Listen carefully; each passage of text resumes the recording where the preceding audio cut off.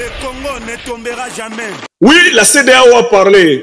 Et quel est le résumé que nous donne notre agence d'information du Burkina? La CEDEAO lève les sanctions économiques contre le Niger et annonce la réouverture des frontières et le survol du pays avec effet immédiat. Quand j'ai lu le titre même des décisions de la CEDEAO, j'ai bondi de ma chaise. Sauvons l'Afrique. Oui, la CEDEAO a parlé. Et quel est le résumé que nous donne notre agence d'information du Burkina? La CEDEAO lève les sanctions économiques contre le Niger et annonce la réouverture des frontières et le survol du pays avec effet immédiat. Quand j'ai lu le titre même des décisions de la CEDEAO, j'ai bondi de ma chaise. J'ai dit, ils sont passés à la suite de leur plan. Donc, on va prendre chacune des décisions et on va montrer que derrière la décision, il y a un plan. Derrière chacune des décisions que la CEDEAO a annoncées, soi-disant pour lever les sanctions, il y a un plan.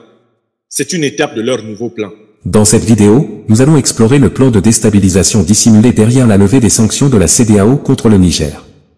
À travers 8 points clés, nous examinerons les raisons sous-jacentes à ce changement soudain de situation. Restez avec nous jusqu'à la fin pour comprendre pleinement les implications de cette révélation intrigante faite par le professeur Franklin Nyamsi. Commençons maintenant. Le plan qui a été démantelé partiellement par la découverte de leur cache d'armes en plein Niamey. Ce plan-là se cache derrière la décision qu'ils ont prise à Abuja. Écrivez ça. Écrivez ça. La levée de sanctions annoncée par la CEDEAO est un plan de déstabilisation déguisé. C'est moi qui ai dit ça. Vous auriez tort chez moi, au Niger, chez moi au Burkina, chez moi au Mali. Vous auriez tort chez moi dans toute l'Afrique de croire en ce canular. Un proverbe ivoirien dit derrière village et à village. Vous devez savoir que derrière communiquer, il y a communiqué. Méfiez-vous de ce que vous avez lu. Je vois plusieurs de mes frères et sœurs africains sur les réseaux sociaux se réjouir ce soir. Ils ont levé les sanctions. Attention à vous. Je le disais en pensant notamment à un certain Alassane Draman Ouattara, le satrape reptilien venu de Sendou pour troubler la paix des Ivoiriens. Et ayant renié notre belle terre burkinabé de Sendou pour troubler toute l'Afrique. J'ai dit qu'il faut se méfier des gens de la CEDEAO comme il faut se méfier de Ouattara Draman. Des néocolonialistes et des impérialistes. Quand ils te disent qu'ils t'aiment, c'est qu'ils te préparent la pire des persécutions. Quand Ouattara Draman t'appelle mon fils, tu te retrouves à la place où se trouve actuellement Amadou Gon Coulibaly, Ahmed Bakayoko et Amadou Cimetière. Quand la CEDEAO commence à être gentille, c'est qu'elle passe à son plan B contre toi. Car c'est une organisation néocoloniale, sa vocation c'est de nuire à l'émancipation africaine. Elle ne changera jamais sa manière de s'asseoir et ses maîtres n'ont pas l'intention de lâcher l'Afrique car ils ont vécu depuis 600 ans du pillage de l'Afrique. Quand ces fondamentaux sont clairs dans votre tête, vous n'acceptez pas les gentillesses des méchants parce que vous savez que ces gentillesses sont des farces pour vous endormir et vous frapper sèchement et durement. Est-ce que c'est clair? Bon. Et donc vous allez donc découvrir derrière les décisions annoncées par la CEDEAO le plan de déstabilisation de l'Afrique de l'Ouest. Je vous demande pardon si vous allez considérer que je suis un rabat-joie, quelqu'un qui vient troubler la fête. Parce que certains s'étaient sans doute mis à fêter. Mais moi, je ne fête rien ce soir. Quand la CEDEAO dit des choses positives, quand la CEDEAO se met à t'aimer, tu es en danger. Car le diable aime toujours ses victimes, comme la corde adore le pendu. Vous avez déjà vu l'amour de la corde pour le pendu? Vous voyez comment la corde pend le pendu? La corde aime tellement le pendu qu'elle lui serre le cou jusqu'à ce qu'il ne respire plus. L'amour de la corde pour le pendu. C'est cela l'amour de la CEDEAO pour le Niger. C'est cela l'amour de la France-Afrique pour l'Afrique. C'est cela l'amour de l'impérialisme du néocolonialisme occidental et oriental pour les Africains. L'amour de la corde pour le pendu. Si tu as déjà vu à quel point la corde adore le pendu, Sauvons l'Afrique. Sapa Baba, c'est que tu sais ce qu'il y a derrière la CEDEAO. Donc toi, Africain, qui est habitué de mes conférences, il ne faut pas que ton cerveau, ton esprit, ton œil intérieur dorme. Il ne faut même pas que tu te laisses charmer de près ou de loin par la gentillesse du méchant, la beauté du diable. Sinon, tout le travail de conscientisation qui aura été abattu, eh bien, ce travail va tomber en ruine. Tu vas commencer à dormir les yeux ouverts. On va prendre donc les décisions de la CEDEAO. Je lis toujours le communiqué de notre agence. Ouagadougou, le 24 février 2024, la CEDEAO a levé samedi avec effet immédiat les lourdes sanctions qui pesaient sur le Niger, prises en juillet 2023 après un coup d'État. La levée des sanctions est intervenue lors d'un sommet extraordinaire à Abuja, au Nigeria, réunissant les chefs d'État de la CEDEAO. Elle intervient également moins d'un mois après les décisions du Burkina Faso, du Mali et du Niger de quitter l'instance avec effet immédiat. En rappel, une semaine après le putsch du 26 juillet, là il y a une petite erreur, l'AIB devrait corriger. Le putsch a eu lieu le 26 juillet, si je ne m'abuse, non pas le 23. Après le putsch du 26 juillet, la CEDEAO avait pris une batterie de sanctions contre le Niger pour exiger le retour du président Mohamed Bazoum aux affaires sous peine d'une intervention armée. Il s'agissait de fermeture des frontières terrestres et aériennes entre les pays de la CEDEAO et le Niger. Première mesure qu'ils avaient annoncée. Ils avaient fermé les frontières terrestres et aériennes. Maintenant, ce soir, ils disent qu'ils ouvrent les frontières terrestres et aériennes. L'ouverture des frontières terrestres et aériennes, qu'est-ce que ça veut dire? Ils veulent avoir le droit de faire entrer des hommes, de faire entrer des véhicules et de faire entrer des armes librement au Niger. Écrivez ça. Quand vous écoutez ouverture des frontières terrestres et aériennes entre la CEDEAO et le Niger, écrivez le fond. Ils veulent, les dirigeants de la CEDEAO, sous le contrôle du néocolonialisme français et de l'impérialisme occidental, veulent maintenant officialiser leur droit de faire entrer des personnes. 1.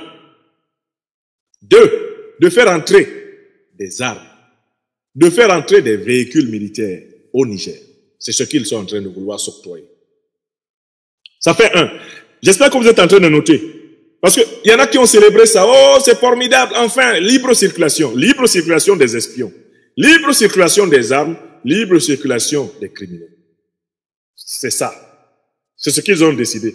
Sous couvert de rendre au Niger ces droits, ils veulent se donner des droits exceptionnels d'entrer au Niger par les airs et par la terre. Ça fait 1. Est-ce que c'est clair? Mais écoute, n'hésitez pas à argumenter contre moi si ce que je suis en train de dire est faux. Prouvez que c'est faux. L'ouverture des frontières terrestres et aériennes signifie l'entrée dans l'espace terrestre et aérien du Niger, à partir du Nigeria. À partir du Togo, c'était toujours ouvert, puisque Faure Gnassingbé n'a pas appliqué l'embargo. À partir du Bénin, même à partir de la Côte d'Ivoire, ils veulent être capables d'entrer au Niger. À partir du Sénégal, ils veulent entrer au Niger. À partir de la Guinée-Bissau, tout le monde veut entrer au Niger. Bref, ils veulent de nouveau retrouver le Niger, cour du roi Péto, où ils entraient et sortaient comme ils voulaient. C'est ça qu'ils disent. Est-ce que c'est clair? On peut avancer. Deuxième décision. Institution de la zone d'exclusion aérienne de la CEDEAO sur tous les vols commerciaux à destination et en provenance du Niger. Ah, maintenant ils veulent que les vols commerciaux qui viennent de la CEDEAO, qui vont à la CEDEAO, passent par le Niger. Qu'est-ce qui n'a pas marché? Ils viennent de découvrir que le Niger, c'est plus d'1 million de kilomètres carrés. Et que quand tu prends un avion, par exemple en France, et que tu veux aller au Nigeria, tu es obligé, à cause de cette interdiction qu'ils se sont infligés à eux-mêmes, tu es obligé de contourner sur pratiquement 1000 kilomètres supplémentaires pour arriver au Nigeria. Tu es obligé de contourner soit pour aller passer vers le Tchad et puis venir entrer au Nigeria en passant par le nord du Cameroun, soit tu es obligé de contourner en passant par l'océan Atlantique pour venir entrer au Nigeria par le golfe de Guinée. Tu perds 1000 à 1500 kilomètres de détour pour entrer dans le plus grand pays de la CEDEAO actuelle. D'accord? Non, ils ont un problème, c'est que les billets d'avion qui mènent chez eux coûtent beaucoup plus cher que d'habitude.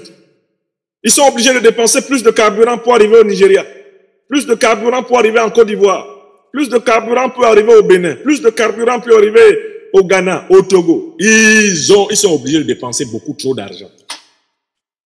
Voilà pourquoi ces indigènes viennent maintenant et disent qu'ils veulent ouvrir l'espace commercial. Mais les avions commerciaux sont remplis d'espions. Les avions commerciaux sont remplis d'individus aux activités subversives. Ils veulent donc utiliser les lignes commerciales pour infiltrer le Niger. Ça fait 2. Voilà la deuxième mesure. Utiliser les lignes commerciales pour infiltrer le Niger. Sous couvert de réavoir le droit de circuler dans l'espace aérien du Niger, puisqu'ils veulent prétendre mettre fin à l'exclusion de l'espace aérien, ils veulent utiliser le prétexte commercial pour infiltrer le Niger. Et en réalité pouvoir alimenter en armes les groupes terroristes et les commandos qu'ils ont positionnés. D'autant plus que l'armée nigérienne est en train de détecter toutes les caches d'armes qu'ils ont laissées. Est-ce que c'est clair pour tout le monde? Est-ce que c'est clair pour tout le monde? Vous avez compris la deuxième décision? Est-ce que vous avez compris la deuxième décision? C'est-à-dire, il y a des gens qui ont fêté ça. Oh, bonne nouvelle. Le Niger n'est plus en exclusion aérienne. Attention. L'inclusion aérienne du Niger signifie l'exploitation des lignes commerciales pour la déstabilisation du pays. Troisième mesure. Suspension de toute transaction commerciale et financière entre États membres de la CEDEAO et le Niger. En réouvrant les transactions, ils pensent pouvoir contrecarrer le projet de la création de la monnaie sahélienne. La troisième mesure qu'ils annoncent, oh non, on ouvre les transactions, tout va aller, non, non, non. Reprenons les affaires, il s'agit de casser la naissance du Sahel. La naissance de la monnaie Sahel. Ils veulent contrecarrer ça. Ils veulent contrecarrer ça. Ils veulent empêcher que l'Alliance des États du Sahel proclame sa monnaie commune. C'est pour cela qu'ils veulent renouer artificiellement les contacts. Mais il est important de rappeler ici que les échanges économiques à l'intérieur de l'ancienne zone CEDEAO, quand c'était 15 États, ces échanges représentent essentiellement 5% des échanges économiques de toute la zone CEDEAO. C'est-à-dire que tous les pays de la CEDEAO, les 15 pays de la CEDEAO, échangent davantage avec le reste du monde qu'entre eux. C'était cela la situation. Maintenant, ils sont 12. Si, quand ils étaient 15, il n'y avait que 5% d'échanges à l'intérieur de la zone. Maintenant qu'ils sont 12, mais ils sont à moins de 5%. Nécessairement. Mathématiquement. Donc, quel est l'intérêt de réouvrir des transactions avec eux qui seraient de nature à saboter la monnaie qui doit naître? Vous comprenez que s'il faut réouvrir les transactions avec tous ces pays-là, ça doit être aux conditions de l'Alliance des États du Sahel, c'est-à-dire avec la monnaie de l'Alliance des États du Sahel. C'est-à-dire que quand vous voulez acheter des choses chez nous, vous nous payez dans notre monnaie. Et quand nous voulons acheter des choses chez vous, nous vous payons dans votre monnaie. Nous allons faire des réserves de change en francs CFA que nous allons garder au Niger, au Burkina et au Mali. Et vous, vous allez faire des réserves de change en Sahel, en monnaie Sahel. Et avec ça, vous allez acheter chez nous. Et nous, on va acheter chez vous avec le CFA. Voilà. Donc, en fait, c'est pas dans l'intérêt du Niger, du Burkina, du Mali, de reprendre des échanges commerciaux avec ces gens et de se renoyer dans la monnaie de la Banque de France. Cette grande escroquerie qu'on appelle le franc CFA. Vous avez compris? Ils veulent renouer pour Sauvons l'Afrique. casser le projet du Sahel. Ça fait déjà 3 décisions, non? Certains d'entre vous étaient peut-être très heureux ce soir. Ils ont levé les sanctions. Non, ils n'ont pas levé les sanctions. Ils sont passés au plan B, la déstabilisation. Ils ont compris que le Burkina, le Mali, le Niger sont en train d'aller vraiment vers la souveraineté totale. Leur levée de sanctions a pour but de briser cet élan. Écrivez ça. Si tu étais content ce soir, oh, la CEDEAO a levé les sanctions. Arrête. Dieu t'a donné un cerveau. Tu es une Africaine et un Africain. Tu dois être intelligente. Intelligent. Tu dois être le dernier à te faire berner par ces bandits, ces voyous. Ils veulent détruire le projet de la souveraineté monétaire. Ça, c'est le but de la 3e décision. On continue. 4e décision. Gel de toutes les transactions de services, y compris les services publics. Écoutez, qui souffre du gel des transactions? Mais ce sont eux. Le Nigeria a perdu beaucoup d'argent. Le Bénin a perdu beaucoup d'argent. Le Ghana a perdu beaucoup d'argent. La Côte d'Ivoire a perdu beaucoup d'argent en ne faisant pas des transactions. Donc, actuellement, ils veulent en réalité récupérer leur manque à gagner. L'AES est libre de privilégier les partenaires qui ont été fidèles à elle. Elle s'est entendue avec le Togo. Il vaut mieux privilégier des partenaires qui vous ont été loyaux et fidèles quand vous étiez en difficulté. L'AES a des relations correctes avec la Guinée-Conakry. Il faut maintenir cela. L'AES a développé la possibilité d'utiliser les ports marocains. Il faut maintenir cela. Et il faut maintenir ces voyous, ces gouvernements voyous qui sont à la tête de la Côte d'Ivoire, du Ghana, du Bénin, du Nigeria, il faut les maintenir à la diète. Ils veulent à nouveau récupérer les jetons du Niger, les jetons du Burkina et les jetons du Mali pour vivre. Il faut aussi leur couper les vivres. La méchanceté ne paye pas. On continue? Ils veulent renouer les transactions commerciales parce qu'ils ont un trou dans la caisse. Mais on a intérêt à trouer leur caisse davantage. Une crise économique sans nom s'est déclenchée au Nigeria. C'est l'argent du Niger qui manque au Nigeria. Le Bénin est en crise économique. Alassane Dramane Ouattara lui-même, refusant de vendre l'électricité au Mali, s'est retrouvé obligé de faire payer le manque à gagner aux Ivoiriens. Vous avez vu ça? Il ne faut pas leur rendre la vie facile. Il faut amener les peuples à se libérer de cette truand. Il faut amener les peuples ouest-africains à se libérer de cette truand. Il ne faut pas leur faciliter la vie. À cette truand. L'amitié entre les peuples doit être sauvée. La fraternité, la solidarité des peuples, oui. Mais, il ne faut pas aider les tyrans. Les tyrans doivent tomber. Continuons. On passe à leur 5e mesure. 4e mesure, gel de toutes les transactions de services. Ça, c'était la 4e mesure, y compris les services publics. Ils dégèlent pourquoi? Parce que leurs services publics ont perdu beaucoup d'argent. 5e mesure, gel des avoirs de la République du Niger dans les banques centrales de la CEDEAO. De quel droit d'abord ils avaient gelé cela? Ils n'ont aucun droit, que ce soit le droit international, le droit national, le droit régional. Aucun État n'a le droit de confisquer les avoirs d'un autre État. Donc ça, c'est pas un débat. Ce 5e point n'est pas un débat. Ils n'ont pas le droit de mettre la main sur l'argent souverain du peuple nigérien. Quel que soit le gouvernement qui est à la tête du Niger, aucun État étranger n'a le droit de confisquer l'argent du Niger. Donc, le Niger, le Mali, le Burkina vont récupérer leurs fonds souverains. Et ils en feront ce qu'ils veulent. S'il y a des pays qui refusent de leur donner, le Mali, le Burkina, le Niger vont saisir les biens de ces pays dans leur pays pour compenser leur manque. Et puis ils vont leur infliger des sanctions jusqu'à ce qu'ils remboursent. C'est tout. Les avoirs souverains d'un pays ne se négocient pas. Le Niger n'a pas à supplier. On ne peut pas, on n'a pas le droit de confisquer l'argent du Niger. C'est tout. Donc le 5e point, il n'y a même pas de débat. Quelqu'un te donne, te rend ce qui t'appartient. Il te rend ce qui t'appartient. Qu'il avait volé. Tu n'as même pas besoin de lui dire merci. Tu dois lui dire, il ne faut pas recommencer. 6e point, gel des avoirs de l'État du Niger et des entreprises d'État et entreprises parapubliques dans les banques commerciales. De quel droit ils ont gelé? Quel est le droit communautaire et international qui leur permet de le faire? Ça, ce sont des droits du Niger. Le Niger va récupérer ses droits parce que ce sont ses droits. Et il ne dira pas merci à la CEDEAO parce que la CEDEAO a volé l'argent nigérien. La CEDEAO a spéculé sur l'argent nigérien. Lui et moi, la Banque de France, se sont fait des intérêts sur l'argent nigérien. Injustement. Il n'y a pas merci dans ça. Quand tu attrapes un voleur, tu arraches tes biens, tu ne lui dis pas merci. Non, il n'y a pas merci. C'est l'argent du Niger. Le Niger n'a pas mendié ses avoirs. Le Niger n'a pas à mendier ses avoirs. Il lui appartient. Vous n'êtes pas d'accord avec cela, le Niger se débrouillera pour vous le faire payer. Le président Tiani a annoncé les couleurs. Ça fait 105 ans de pillage de son pays. Il faut que ça soit payé. L'Afrique exige réparation. Les négriers, les barbares colons, les barbares néocolons, les barbares terroristes soutenus par les barbares négriers, colons et néocolons, ils vont tous payer. Thomas Sankara avait raison. La dette négrière, la dette coloniale, la dette néocoloniale et impérialiste, nous allons l'évaluer et vous allez payer. D'une manière ou d'une autre, l'Afrique obtiendra réparation par sa propre puissance. Car le droit international est un rapport de force. L'Afrique va entrer dans ce rapport de force jusqu'à ce que vous payiez. Rubis sur eux.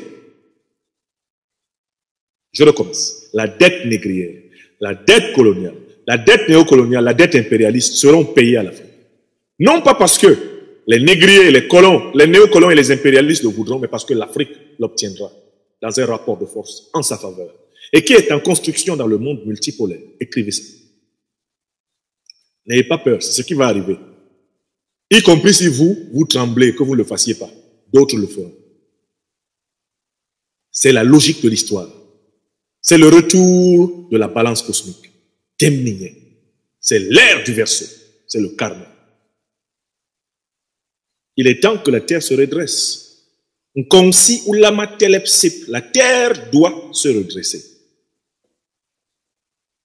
Ce sont des cycles cosmiques profonds que seuls voient ceux qui regardent véritablement.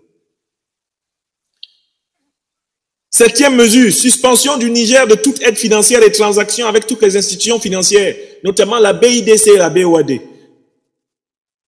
Il est important que le Niger, le Burkina, le Mali arrêtent de chercher des crédits au FMI, à la Banque mondiale ou où que ce soit, parce que ce sont des pays riches. Il leur faut au contraire construire un système de valorisation de leur monnaie dans le monde multipolaire. L'Afrique doit rompre toute dépendance au Fonds monétaire international, à la Banque mondiale et à toutes les organisations financières inféodées à ces institutions de domination. Le Niger n'attend normalement rien de la BIDC ni de la BOAD. Qu'ils prennent leurs francs CFA creux et qu'ils se les mettent là où je pense. Qu'ils prennent leurs dollars vides. Parce que l'Amérique est surendettée. La France est surendettée. Donc l'euro, le dollar, ce sont des monnaies qui sont en réalité basées sur la domination militaire. Elles ne sont pas basées sur une production équitable supérieure. Non, ce sont des monnaies qui sont soutenues par la violence. Ce sont des monnaies qui sont soutenues par la terrorisation des 3/4 de la planète. Elles ne sont pas soutenues par une production réelle, une productivité réelle. Elles ne sont même plus soutenues, comme on argumentait avant, par la supériorité technologique. Elle est passée à l'est du monde. Elle est passée dans la grande usine de la Terre, la Chine. La supériorité technologique. Elle a basculé à l'est. Et elle reviendra en Afrique. L'Afrique équilibrera la planète. Car l'Afrique est la terre originelle de naissance de toutes les sciences. On a prétendu que la philosophie grecque était la mère des sciences. Ce n'est pas vrai. Les philosophes grecs sont les élèves des penseurs négro-africains. Ils ne peuvent pas être la mère des sciences qu'on leur a enseignées. This is absolutely false. Personne ne te mente. L'Afrique est la mère des sciences. Elle est le berceau de l'humanité. Et c'est l'Afrique qui va équilibrer la planète. Par sa renaissance culturelle, politique, économique et spirituelle. Écrivez ça. 8e décision, interdiction de voyager et gel des avoirs pour les responsables militaires impliqués. Moi, j'ai discuté avec les responsables militaires nigériens. Ils s'en foutent de votre gel des avoirs. Tous les responsables militaires nigériens que j'ai rencontrés disent, si vous avez leur argent à l'étranger, gardez ça, prenez. Le président Tchani et tous ses compagnons disent, si vous avez leur argent à l'étranger, il faut prendre, gardez. Comme le président Babou l'a dit en son temps. Il a dit, si vous trouvez un de mes comptes en Suisse, prenez, je vous donne. C'est ce que dit le président Tchani. C'est ce que dit le ministre d'État, le général de corps d'armée, Salif Oumoudi. Si vous prenez, vous trouvez, prenez. Mais c'est ce que le président Simi Goïta et ses compagnons ont dit. Si vous avez trouvé, on a des fonds, des sommes faramineuses qui sont cachées en Suisse, au paradis, prenez. Ambassade, on dit Yonga, Yonga. Ambassade Bantou, on dit Balenikova, Yonga. Si vous trouvez, prenez. Quoi? Gel des avoirs et c'est des responsables militaires, ils disent bon, prenez alors, gardez ça. Si on en a, prenez, partagez chez vous. Les Nigériens ne sont pas des oligarques. Les dirigeants nigériens ne sont pas des oligarques. Ils ne sont pas Bazoum et Sasmala. D'accord? Leurs intérêts sont en Afrique. Donc si quelques-uns auraient des intérêts ailleurs, ils disent il faut prendre. Gardez ça. Actuellement, les Africains disent que si vous voulez arracher quelque chose, arrachez, mais pas l'Afrique. Parce que l'Afrique a tout ce qu'il faut pour qu'un homme soit heureux sur la terre. Prenez tout. Vous êtes décidés à nous arracher tout ce qu'on peut avoir. Mais on ne pourrait plus prendre l'Afrique. Parce que l'Afrique, c'est notre héritage. Le plus précieux. Et c'est le continent le plus riche de la planète. On ne va plus vous laisser ça. C'est terminé. Abana peu. Maintenant, si on a des... Oh non, vous avez trouvé, on a des milliards en Suisse, prenez. On a des milliards aux États-Unis, prenez. On a des villas de 3 millions aux États-Unis, prenez. Oh, dis donc. Quittez-la, prenez. Donc, la 8e mesure, c'est une intimidation vague et creuse, d'ailleurs. Alors, les dirigeants de la CEDEAO, interdiction de voyager, etc. Est-ce que les gens là, est-ce que les Nigériens, les dirigeants nigériens, c'est en Côte d'Ivoire qu'ils vivaient avant? Ils vivaient au Nigeria? Ils vivaient au Togo, au Bénin, au Ghana? Ils vivaient au Sénégal? Et les Nigériens sont au Niger? Les Nigériens qui sont le plus dehors, c'est soit les étudiants, soit, pour ainsi dire, les migrants, comme il y en a dans tous les pays. Mais est-ce que l'élite politique nigérienne compte sur un pays de la CEDEAO pour vivre? Non. Moi, je les connais maintenant, je peux en parler. J'ai parlé avec eux.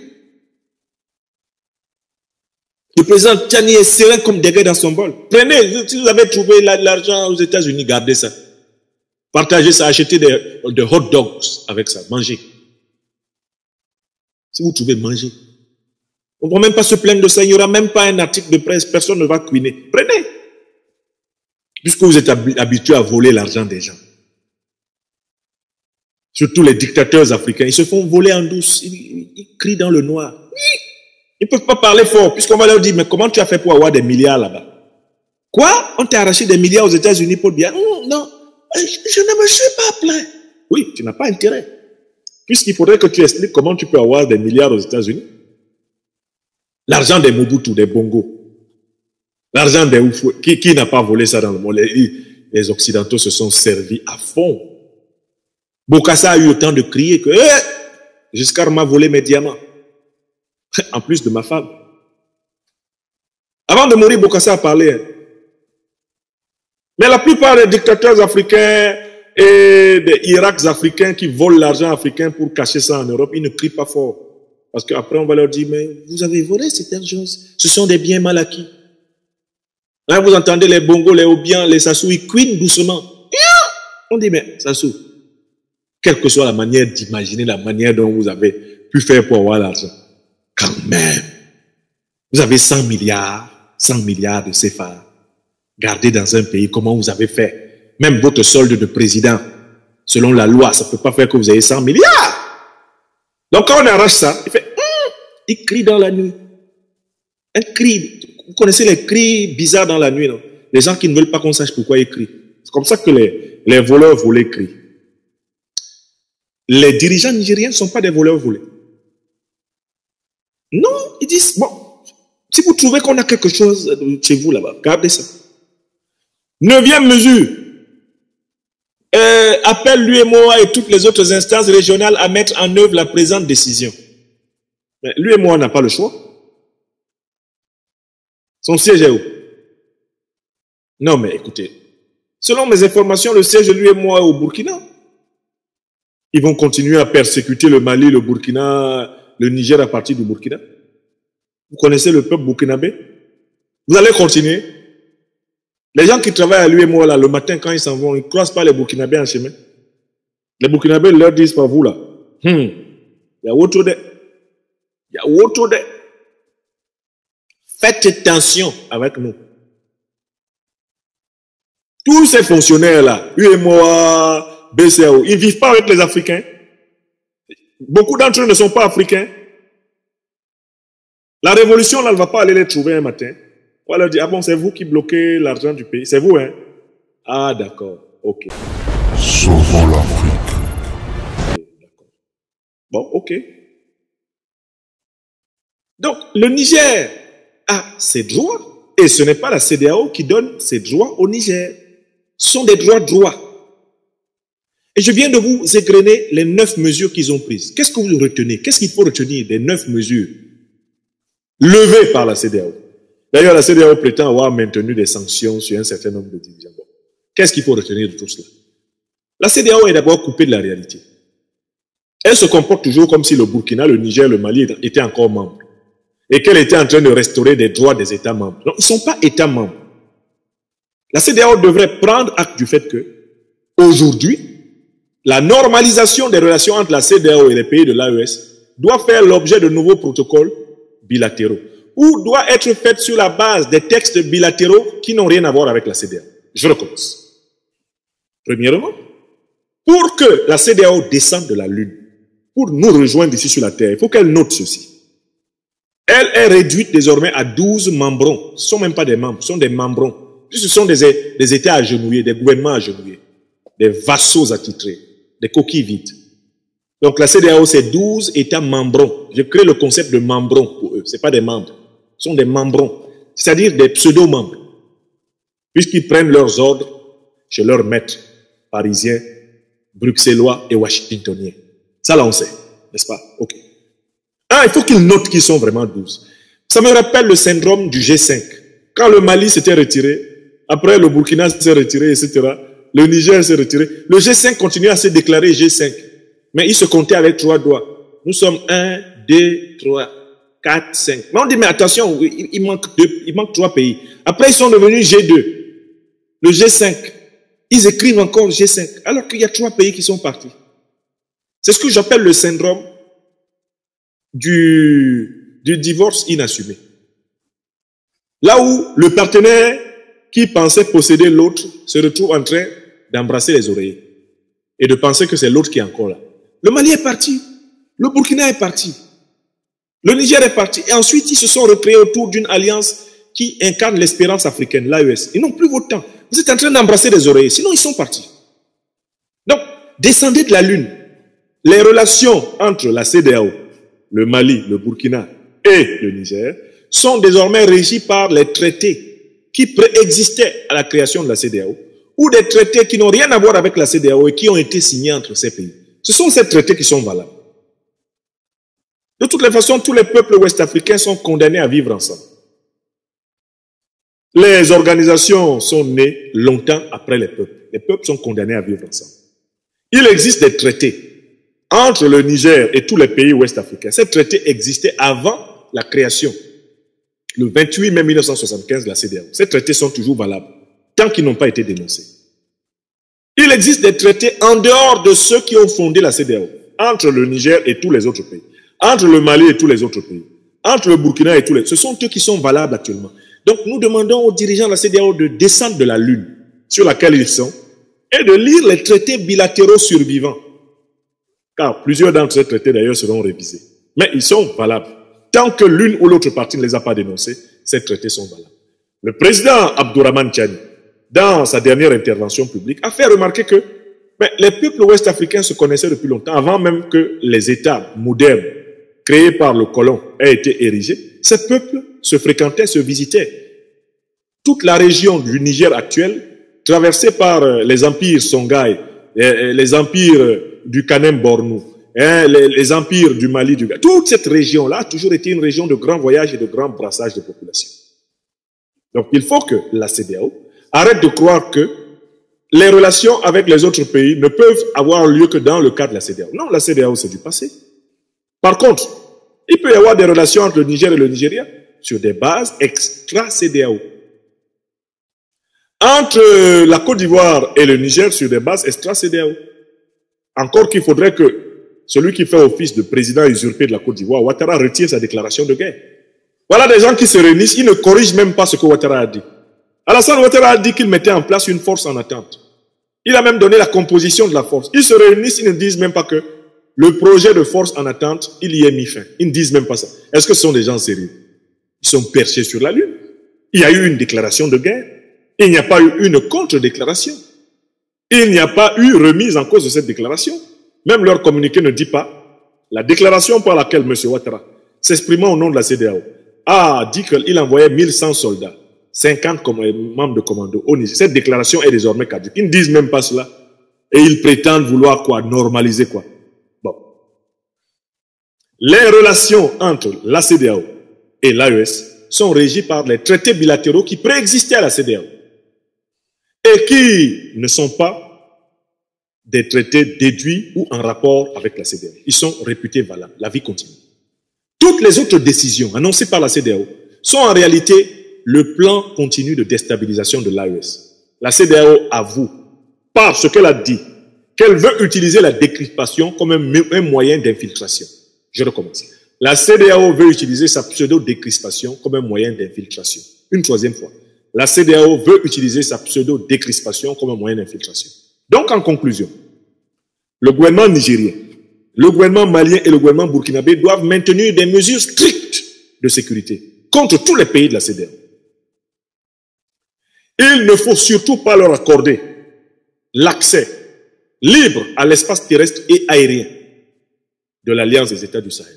Il faut maintenir l'exclusion aérienne, d'autant plus qu'on est en train de découvrir des caches d'armes, d'autant plus qu'on n'a pas fini de faire partir les forces impérialistes, néocolonialistes, comme la base américaine au Niger. Il ne faut pas s'amuser à leur redonner l'accès au ciel de la zone. Ils vont en profiter pour renforcer les poches terroristes. Ils vont en profiter pour mettre en œuvre leur plan de déstabilisation.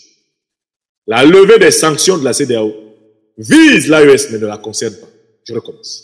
La levée des sanctions de la CEDEAO contre le Niger vise l'Alliance des États du Sahel mais ne concerne pas l'Alliance des États du Sahel.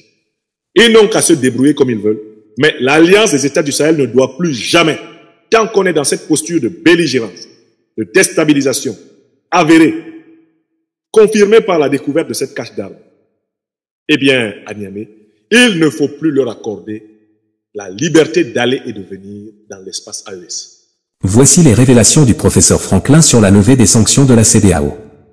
Avez-vous des suggestions sur la manière dont le Niger doit répondre à cette situation? Vos idées et réflexions sont les bienvenues et contribueront à alimenter un dialogue constructif. N'hésitez pas à partager vos commentaires dans la section dédiée ci-dessous. À très bientôt.